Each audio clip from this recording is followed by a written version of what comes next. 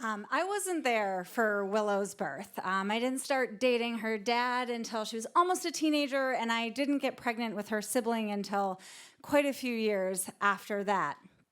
So I wasn't there when she was born. But it was part of our birth plan for her to be there when her sibling was born, because one of the cool things about getting a baby sibling when you're almost 18 is that you're totally allowed to be a birth coach.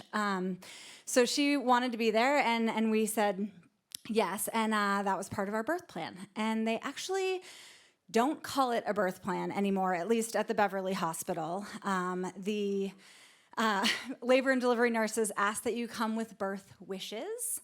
And as someone who went through many years of infertility followed by a few rounds of IVF, I should have understood very clearly the difference between plan and wishes. But because I had been someone who went through all of that for such a long time, I had had a long time to think about how I would bring a baby into the world if I ever got the chance to. And so I had birth wishes, and they were written in Sharpie. But there was a couple things on that list, and one was that Willow was going to be in the room with us, and the other was that my husband, Kevin, was going to tell us whether it was a boy or a girl. And because we'd done a very science-y way to get pregnant, there was not a whole lot of mystery there. So we wanted a little bit of mystery in this pregnancy, so we decided not to find out until the baby was born, whether it was a boy or a girl. And when you do that, you have to come up with two names, a boy name and a girl name, or a really good gender-neutral name. In our case, we'd had our girl name locked down since we'd started trying many years before, but we didn't have a good boy name. But we did know a lot about the embryo. And one of the things that we knew about the embryo was that usually they take sperm and egg and they put it in a dish, and they give it 5 days and they hope for an embryo. And we got a call from our clinic on day 5, and they said, we have a clump of cells that's looking promising. We're going to give it an extra day. And then they called us on day 6 and said, congratulations, you have an embryo.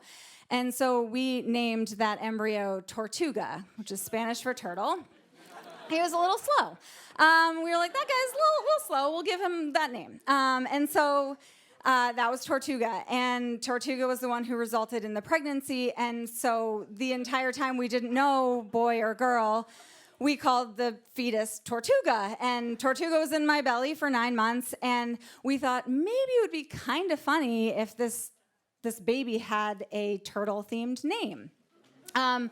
So my mom was pushing, I think jokingly, really hard for Raphael from the Ninja Turtles. We did not go with that. But Willow, my stepdaughter, was very much team boy. She had been daddy's little girl for 18 years, and she did not want to relinquish that title to anyone. So she took it upon herself to do some good research on turtle boy names. And by the time she came to us, we had kind of already decided on Rory, which is not a turtle name, but we liked it, and we'd kind of settled on that. And she came to us and she said, did you know that there is a sea turtle named the Ridley turtle? And Ridley's a pretty cool name. And we were like, yeah, Ridley's a pretty cool name. We'll put that in our back pocket with Tortuga and Rory.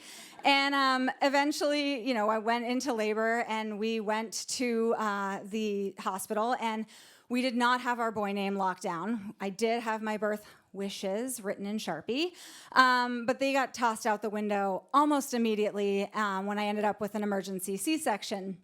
And when you have an emergency C-section, there's a lot of people in the room. There's doctors for me, doctors for the baby, there's nurses, there's techs.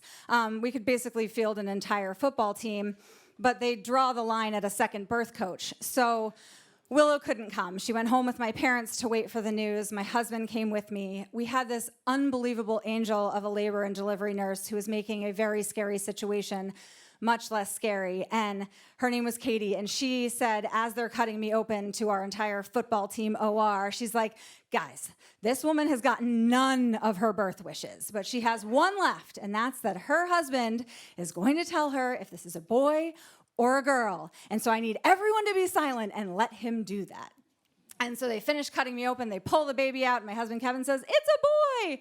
And I didn't know this, but at Beverly Hospital in labor and delivery, when you have a baby via C-section, they sing happy birthday in the OR, the whole football team.